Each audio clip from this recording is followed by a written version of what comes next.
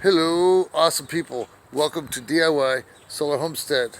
So, I learned that I need more perennials in the garden because the garden is doing really good.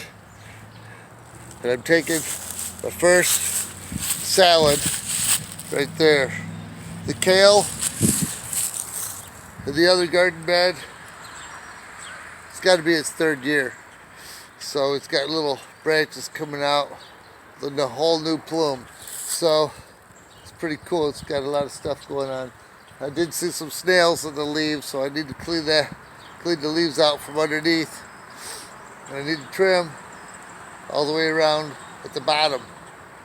So anyway, short and sweet.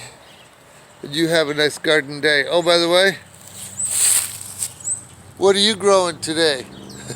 You know, those prices are only going to inflate. So, time to get your garden going. I got chives all over the place. I got onions coming up in several places. I got garlic chives over here. What are you growing today? So, antiviral herbs going on upstairs. I got those seedlings started yesterday. Alright, short and sweet. You have a beautiful solar garden. Awesome day.